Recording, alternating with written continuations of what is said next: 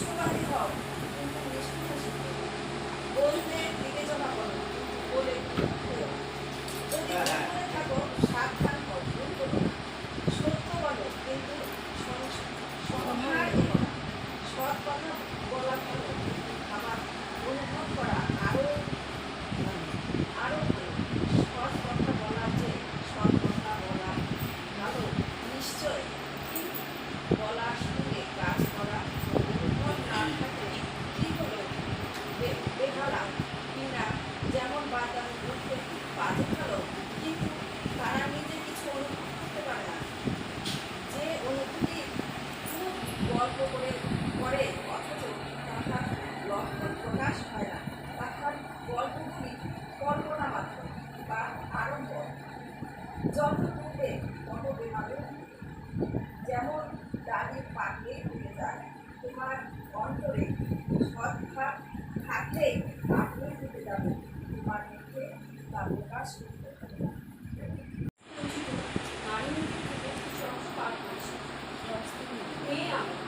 তোমার সেবা, তোমার চলা, তোমার চিন্তা, তোমার ভয়, পুরুষ জনসাধারণের ভিতর যেন এমন একটা ভাবের সৃষ্টি করে যাতে তারা অবনত মস্তকে নতজানু হয়ে সসম্ভ্রমে ভক্তি পদগত করে।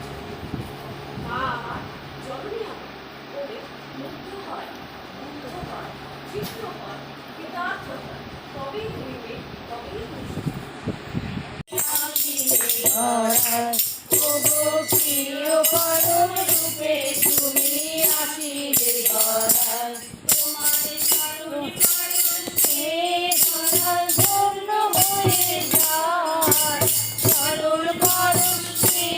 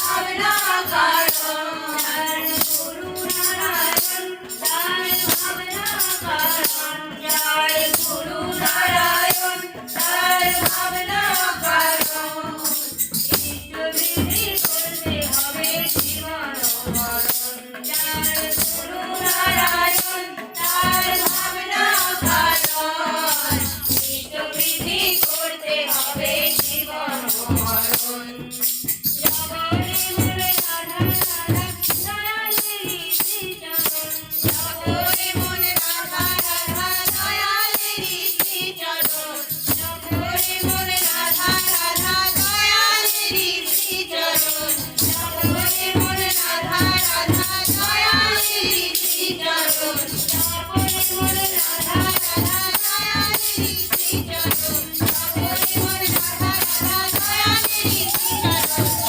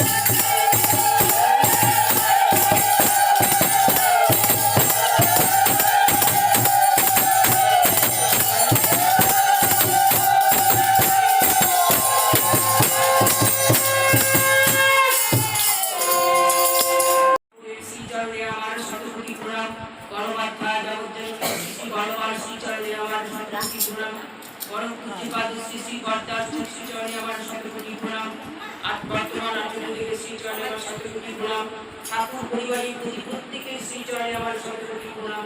উপস্থিত আজকে মাতৃ সম্মেলনে প্রত্যেক মায়েদের জানাই আমার আন্তরিক অন্তরের শ্রদ্ধা, ভালোবাসা ও জয়। আজকে শ্রাবণ মাসের শেষ পরিক্রমা, প্রত্যেক দিন একটা উৎসব সহকারে আমরা সব মায়েরা তাড়াহুড়ো করে সকাল থেকে রান্না বেশে আমরা চলে যাই বড়মার মাতৃগান মাতৃবন্দনা করতে। খুব ভালো সময় কেটে যায় আমাদের। এই আমাদের শ্রী শ্রী বড়মা 1301 সালে 14 শ্রাবণ ধরাধামে অবতীর্ণ হয়েছিলেন। বড় মা আমাদের ঠাকুরকে বড় মা স্বামী হিসেবে দেখেননি, নারায়ণ ঠাকুর হিসেবে তিনি সেবা করতেন। তাই যখন আমাদের ঠাকুরের মা কর্মণী দেবী মারা গেলেন, তখন ঠাকুর বলেছিলেন বড় মাকে, ঠাকুর গর্ব বলতেন, গর্ব আজ থেকে তুমি বিশ্বের জননী, তোমার উপর অনেক দায়িত্ব গর্ব। সেই যে আমরা বলি জগৎ জননী, সেই জগৎ জননী আখ্যাটা সেদিনই আমাদের পরম প্রেমময় শ্রী ঠাকুর বড় মাকে আখ্যা দিয়েছিলেন। তখন থেকে শ্রী শ্রী বড় মা জগৎ জননী, শ্রী শ্রী বড় মা জগতের মা। এই বড় মা ছোটবেলায় শৈশব করে বড় মা মানুষ হয়েছেন মামা বাড়িতে। মামিমা ছিলেন নিঃসন্তান, তাই খুব আদর যত্নে বড় মা স্নেহ ভালোবাসা বড় মা বড় হয়ে উঠছেন। বড় মা সব কিছু শিখেছিলেন তার দিদিমার কাছ থেকে। যখন একটু বড় হলেন বড় মা ঠাকুরের ফুল তোলা, সব কিছু করা, ঠাকুরের বাসন মাজা সব বড় মাকে শিখিয়েছিলেন দিদিমা। আর শিখিয়েছিলেন কি, যে কোনোদিন মেয়েদের না করতে নেই কোনো কিছুকে, জানি না, পারবো না, করি না, এগুলো শিখিয়েছিলেন। তাই বড় মা ছোট্ট 11 বছর বয়সে বড় মা সংসার জীবনে আসলেন। এই 11 বছর বয়সে কি আর বয়স, এই 11 বছর বয়সে বড় মা সংসারে এসে কতজনের কটূক্তি, শাসন সব কিছুকে মাথা নত করে শ্বশুর, শাশুড়ি, ভাসুর, দেওর, ননদ প্রত্যেককে ভালোবাসার সেবা দিয়ে মন জয় করে নিয়েছিলেন আমাদের শ্রী শ্রী বড় মা। তাহলে এই যে মেয়েদের সেবা, এটা আমাদের অনুসরণ করতে হবে। আমরা যখন শ্বশুর বাড়িতে আসি, আমরা বাপের বাড়িতে কেউ তো কাজ করি না, কিন্তু বড় মা ওই 11 বছরের ছোট্ট মেয়ে বড় মা তিনি তো করেছিলেন। তাহলে এটা আমাদের প্রত্যেক মেয়েদের শ্বশুর বাড়ি থেকে বাপের বাড়ি থেকে সকলকে সেবা যত্ন দিয়ে আমাদের মন জয় করে নিতে হবে। বড় মার কথা কি বলবো, বড় মায়ের সুন্দর করে শাড়ি কাপড় সুন্দর করে আলনায় গুছিয়ে রাখতেন। রান্নাঘর ছিল ছোট, ঠাকুর বলতে ওই ছোট্ট করে বড় মাঝে কি সুন্দর করে সাজিয়ে রাখতো। সমস্ত কৌটার আগে আগে না এটা এই থাকে, সেখানে এই থাকে, সেজন্য কেউ চট করে কিছু বলে বড় বড় রান্নাঘর থেকে বের করে দিতে হবে। তাহলে সাজিয়ে যদি রাখা যায়, এটা আমাদের প্রত্যেক মেয়েদের লক্ষ্য। সাজিয়ে যদি রাখা যায়, তাহলে ছোট্ট ভাইয়ের সব কিছু কৃষ্ণ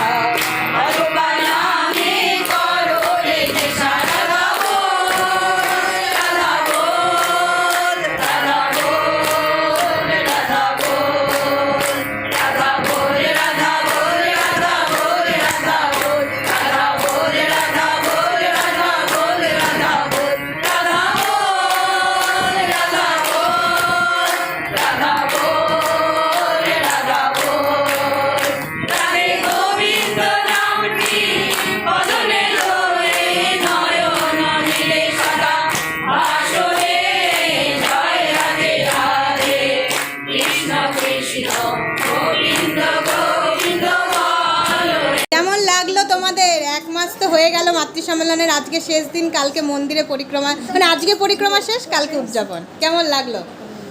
খুব ভালো লাগলো, কিন্তু আমরা এটা যদি চলতেই থাকতো তাহলেই মনে হয় ভালো হতো। খুব মিস করবো আমরা কাজের ফাঁকে, এই যে কাজ করে করে আমরা দৌড়ে দৌড়ে আসি যে মাতৃ সম্মেলন করবো, সকলের সাথে ঠাকুরের বড় বড় আরো নাম কীর্তন করবো, তাই না? আর সকল মায়েদের সাথে আমরা মিলিত হবো, এটা আমরা দারুণ মিস করবো। এটা দুর্গাপুজোর মতন আসে, আবার সামনের বছর আবার হয়। বলো কেমন লাগলো? ওই যে ছন্দাদি বললো না যে এটা যদি প্রতিদিন হতো, হ্যাঁ। এটা তো আর সম্ভব না। না। প্রতিদিন হলে তাহলে বাড়ির লোকেরা আমাদের না, তখন একটু প্রতিদিন কথা সৃষ্টি হলে আসতো। দূর হতো না। একটা মাস ওই তো দুর্গাপূজার মতন আর কি। পূজার 3 দিন হয় বলে এত আনন্দ, হ্যাঁ। এক মাস হলে একদম শেষ। শেষ। হ্যাঁ এই এই এক মাস জন্য আমরা কিন্তু আমাদের বাড়ির যে গার্জিয়ান সে বলে ঠিক আছে এক মাস থাকুন, একটু কাজের একটু এদিকে এবার তুমি এদিকে অসন্তুষ্ট হয় না। হ্যাঁ। হ্যাঁ, ঠিক আছে মেনে আনন্দ। নিচ্ছি। কিন্তু যদি এই সারা বছর যদি এভাবে চলতে থাকে তখন কিন্তু বাড়ির যে গার্জিয়ান আসলে ব্যাপারটা এটা তো দুর্গাপূজার মতন না? সে কি প্রথমবার তোমার মাতৃ সম্মেলন, প্রথমবার কেমন লাগলো করে বলো? এবার মাতৃ সম্মেলনের প্রথম আসা, তো আমি কি বলবো যে আমি খুব খুব ভালো লাগছে, আমি এত আনন্দ পেয়েছি, মানে বলার নেই কিছু, আর বেশি কিছু বলতে পরের চাই না। সামনের বছরের জন্য অপেক্ষায় আছো তো? আবার সামনের বছরের জন্য অপেক্ষায় থাকবো। ব্যাস ব্যাস, আর কি বলো কেমন লাগলো তোমার আজকে? আমার তো সবার থেকে বোধহয় আমারই বেশি ভালো লাগছে, কেননা আমি ঘরে একা একা থাকি, হ্যাঁ একা একা থাকতে ভালো লাগে না। হ্যাঁ এই যে মাতৃ সম্মেলনটা করতেছি, হুম। এই সারাটা মাস করলাম, আমি তো খুব খুব খুব আনন্দে আছি একেবারে। ব্যাস। আমার এখন মনে হয় কি আরো 2-4 মাস যদি এরকম চলে তাহলে আরো খুব ভালো হবে, আরো খুব ভালো হয়, আরো খুব আনন্দ হবে। রোজ মন্দিরে বিকালে সৎসঙ্গ হয়, রোজ চলে যাবে বিকালে মন্দিরে সৎসঙ্গে। জয় গুরু। বলো বলো সবাই মন খুলে বলো, আজকে কেমন লাগলো তোমাদের সারা মাস মাতৃ সম্মেলন করে? এই মাতৃ সম্মেলন করে আমার তো খুবই ভালো লেগেছে, কিন্তু আমি প্রতিদিন উপস্থিত হতে পারিনি, প্রতিদিন আমার একটা কাজের ঝামেলার জন্য। তারপরে এসেছি, মানে সবার সঙ্গে মিলিত হওয়া, সবার সঙ্গে কথা বলা, এটা খুব ভালো লেগেছে। আসছে বছর আবার হবে, আসছে বছর আবার হবে। জয় গুরু। ইতু আন্টি কেমন লাগলো? এটা একটা কথা আবার হবে। জয় গুরু। বলো বলো। আচ্ছা আচ্ছা, 2025 মাতৃ সম্মেলন করলাম একসাথে সবাই মিলে, কেমন লাগলো? মনটা খারাপ লাগছে এখন। আমরা ভালোবাসার মধ্যে আবদ্ধ হয়ে আছি। আমরা কি করে এই যে সকল মায়েরা একসঙ্গে মিলিত হয়েছি, ভাব ভাষা ভালোবাসা বিনিময় করছি।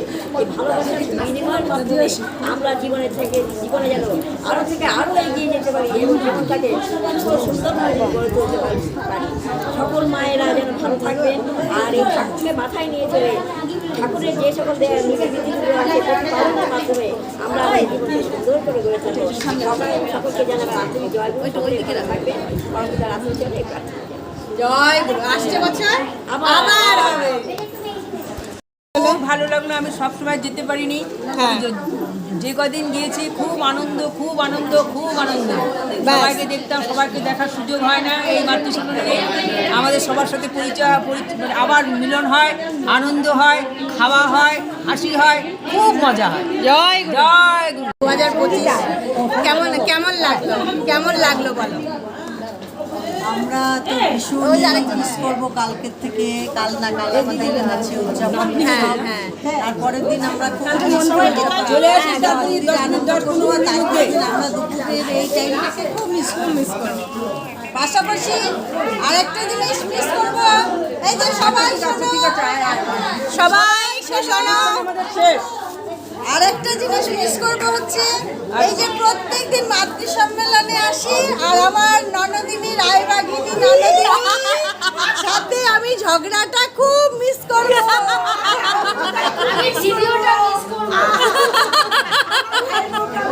ঠিক আমিও ভিডিওটা মিস করব। আর আমরা তো নতুন, আমরা তো কিছু বুঝি না, এবার আসে যে আনন্দ পাইলাম। হ্যাঁ। সামনে বছর যদি মা ভালো রাখে হ্যাঁ। কোনো দিনও মিস করবো না, মিস করবো না। চেষ্টা করবো কিছু বলার।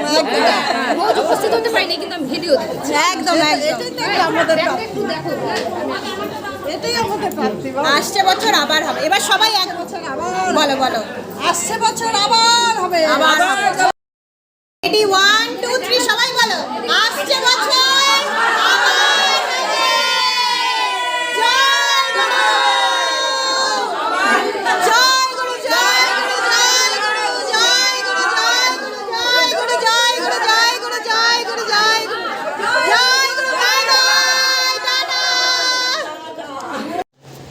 গোটা একটা মাস, শ্রাবণ মাস জুড়ে আমাদের চলেছে মাতৃ সম্মেলন। দিগে দিগে আমরা সৎসঙ্গ বিহার জলপাইগুড়ির তরফ থেকে 3টে টিম বেরিয়ে গিয়েছিল। এই এত আনন্দ, ভালোবাসা, যত্ন, সমস্ত কিছু কাল বাদে সব শেষ হয়ে যাবে। আবার আসছে বছর হবে, এই অপেক্ষায় রইলাম। আপনারা খুব ভালো থাকবেন, সুস্থ থাকবেন, সুন্দর থাকবেন এবং আনন্দ করতে থাকবেন। আমাদের সকলের ভালোবাসা আপনাদের সাথে রয়েছে এবং আপনাদের আশীর্বাদ, ভালোবাসায় আমরা দিনে দিনে এইভাবেই এগিয়ে চলব। জয় গুরু।